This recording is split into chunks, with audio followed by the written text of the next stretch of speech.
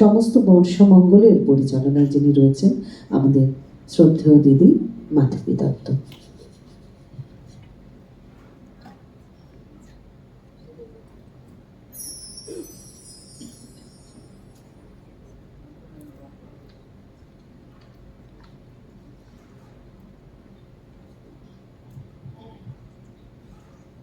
বর্ষাকাল এবং কবিগুরু রবীন্দ্রনাথ ঠাকুরের সম্পর্ক অত্যন্ত গভীর ও আবেগময়, যা প্রকাশ পায় তার অজস্র বর্ষার গান, কবিতা ও জীবন স্মৃতিতে। বর্ষাকে রবীন্দ্রনাথ ভালোবেসেছেন নিবিড়ভাবে। তার কাছে বর্ষা নিছক একটি ঋতু নয়, বরং এটি হলো মনন, সৃজন ও কল্পনার ঋতু। আষাঢ় ও শ্রাবণের অবিরাম ধারাপাত, মেঘের গর্জন এবং কেতকী, কদম, কেয়া ফুলের সৌরভ তার সৃষ্টিতে এক অন্য মাত্রা যোগ করেছে। বর্ষার রূপ ফুটিয়ে তুলতে তিনি মেঘমল্লার, দেশ ও মল্লার রাগের সুরকে অনন্য উচ্চতায় নিয়ে গেছেন। শিলাইদহে পদ্মাবক্ষে বা শান্তিনিকেতনের ভুবনডাঙ্গার বিস্তীর্ণ প্রান্তরে তিনি গভীরভাবে দর্শন ও উপলব্ধি করেছেন বর্ষার নিজস্ব রূপকে। সেই পর্যবেক্ষণের ফলাফল আমরা দেখতে পাই গীতবিতানের ১১৫টি বর্ষার গানে। শান্তিনিকেতনে তিনি নিজ হাতে বর্ষামঙ্গল উৎসবের সূচনা করেছিলেন, যেখানে বর্ষাকে আবাহন ও বন্দনা করা হতো সঙ্গীত ও নৃত্যের মধ্য দিয়ে।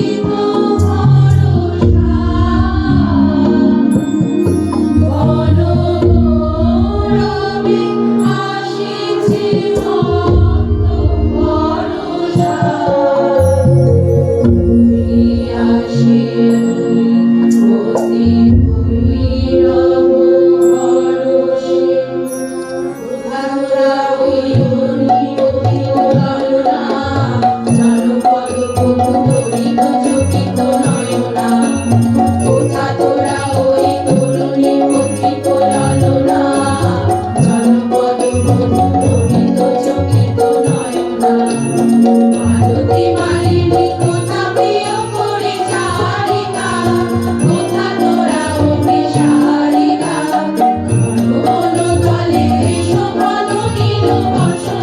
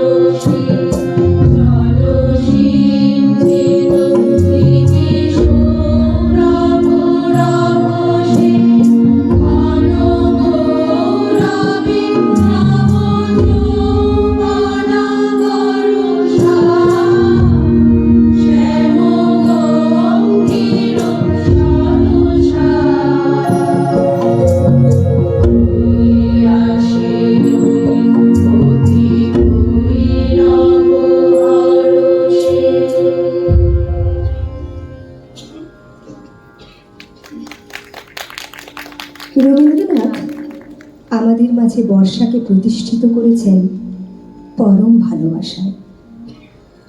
বর্ষার গহিনীর যে রূপ, তার অন্তরে যে আকুতি বৈচিত্র্য, ছন্দ ও লয়, সবই কবিকে আপ্লুত করেছে।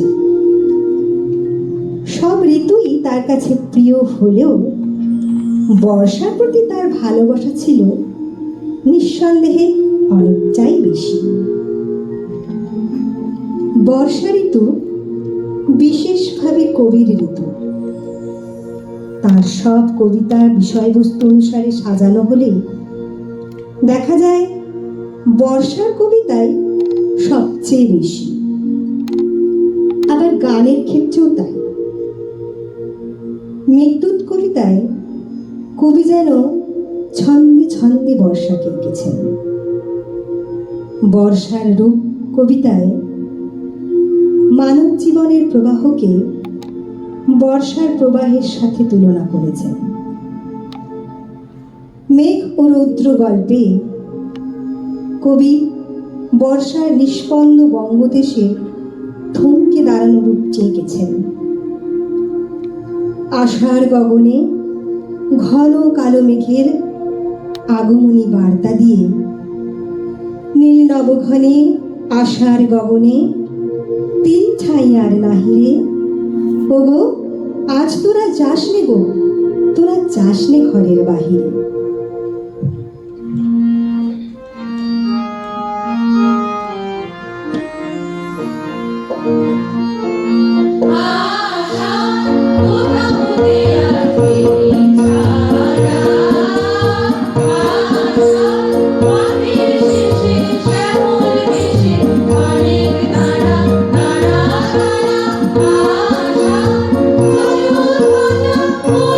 তোমার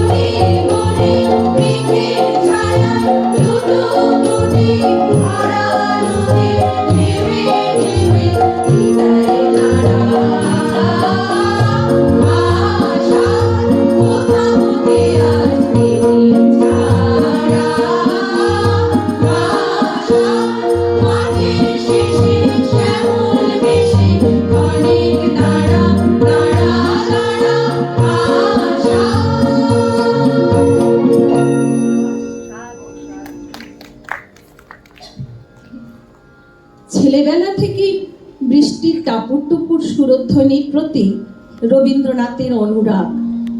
সেই উপলব্ধির ব্যাপ্তি ঘটে পরবর্তীকালে জমিদারির কাজে শিলাইদহ ও শাজাদপুর অঞ্চলে এসে। বাস্তব অভিজ্ঞতা তার মনে ঋতুবদল ঘটিয়েছে, সাথে গুণগত নান্দনিক পরিবর্তনও। ভাববাদিতা ও জীবনবাদিতার এক আশ্চর্য সমন্বয় ঘটেছে কবির চেতনায়। আকাশ ছেয়ে নেমে আসা অঝোর বৃষ্টিতে যখন আশপাশ ঝাপসা হয়ে গেছে, তখন মনে এক ধরনের বিষণ্ণতার ছাপ।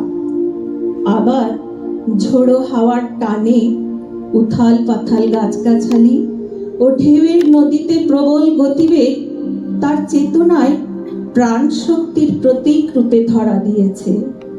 ঠিক যেন অচেতন ঘুমের ঘোর থেকে বাস্তব চেতনার জগতে জেগে ওঠার পালা। তাই তো জীবন দেবতার কাছে আবেদন করেছেন অন্তরাত্মার জাগরণের আরতি।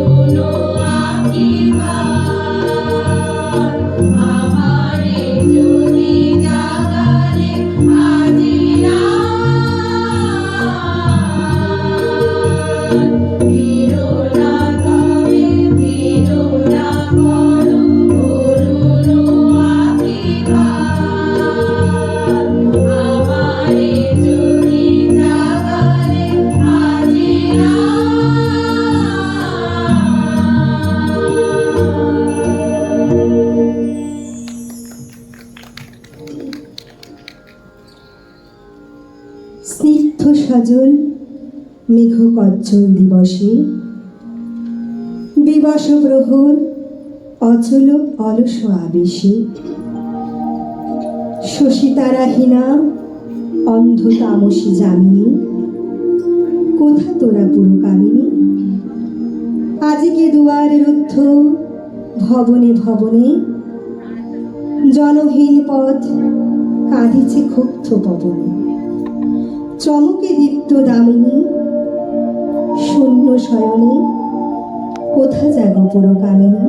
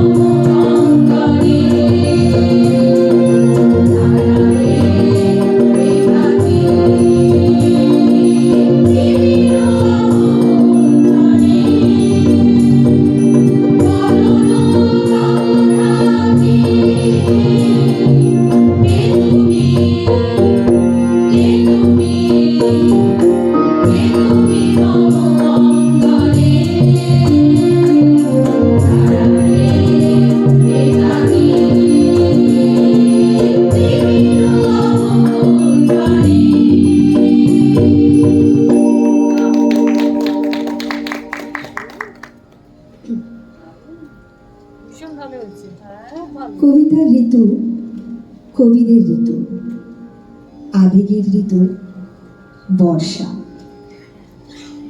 কবির গানে এই বর্ষা ঋতু ধরা দিয়েছে এক স্নিগ্ধ শ্যামল সুন্দর রূপে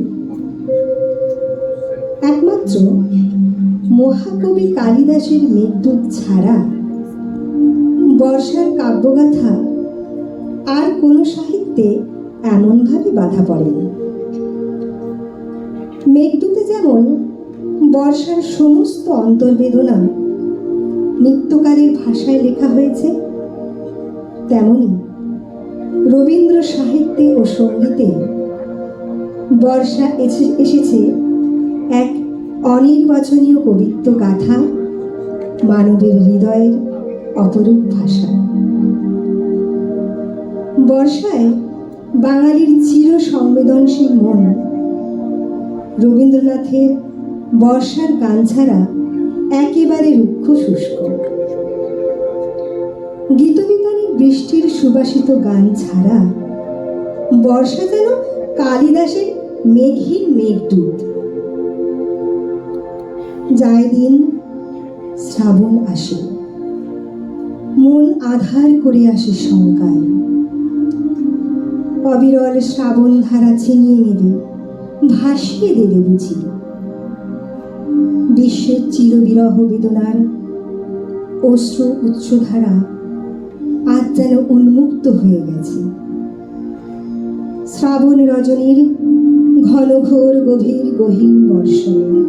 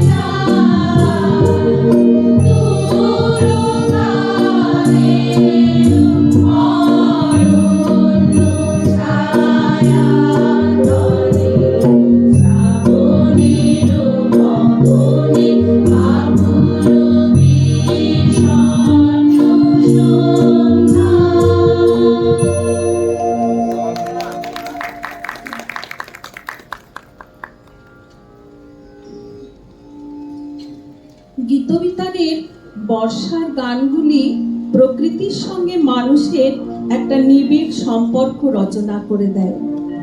তাই বর্ষাকে স্বাগত আবাহন ও অভ্যর্থনা জানানোর জন্য এর চেয়ে উৎকৃষ্ট কাব্যগাথা আর হয়তো হয় না।